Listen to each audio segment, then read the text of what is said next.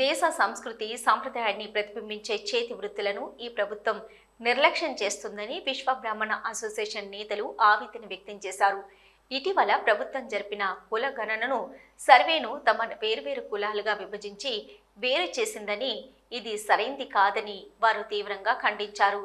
5 కులాలకు చెందిన విశ్వ బ్రాహ్మణులను ఒకే కులం కింద గుర్తించాలని వారి సందర్భంగా కోరారు. ఈ మేరకు వారు జిల్లా కలెక్టర్ సత్పతి పమేలాకు వినతి పత్రం సమర్పించారు. ప్రభుత్వ నిర్ణయాన్ని వ్యతిరేకిస్తూ కోర్టును సంప్రదించామని, అయితే విశ్వ బ్రాహ్మణులను ఒకే కులం కింద ఉంచాలని కోర్టు తీర్పునిచ్చిందని వారి సందర్భంగా తెలియజేశారు. అంతేకాకుండా విశ్వ బ్రాహ్మణ కార్పొరేషన్ ఏర్పాటు చేసి 1000 కోట్ల రూపాయలు కేటాయించి విశ్వ బ్రాహ్మణులను అభివృద్ధి చేయాలని కోరారు. ఈ కార్యక్రమంలో సంఘం నేతలు ఎం బ్రహ్మం, తిప్పారపు శ్రీనివాస్, సకల హరిహరలు పాల్గొన్నారు.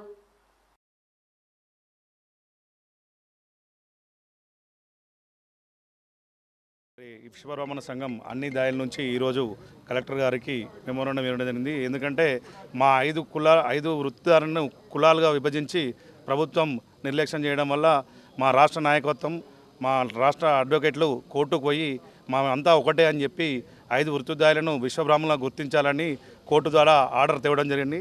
ఇట్టి ఆర్డర్ను ఈరోజు ప్రజావాణిలో కలెక్టర్ గారికి ఇచ్చి ప్రభుత్వం తెలియజేయడం జరిగింది.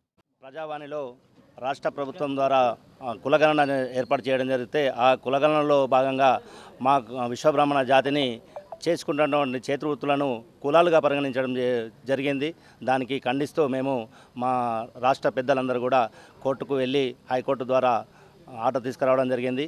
ఒకే కులంగా పరిగణించాలనేటువంటి నినాదంతో మేము ఈరోజు ప్రజావాణిలో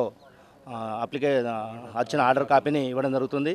అదేవిధంగా రాష్ట్ర ప్రభుత్వం వెంటనే మా యొక్క విశ్వబ్రాహ్మణ కార్పొరేషన్ ఏర్పాటు చేసి 1000 కోట్లు విడుదల చేసి మా యొక్క విశ్వబ్రాహ్మణ జాతిని ఆదుకోవాల్సిందిగా కోరుకుంటూ డిమాండ్ చేస్తూ ఉన్నాం.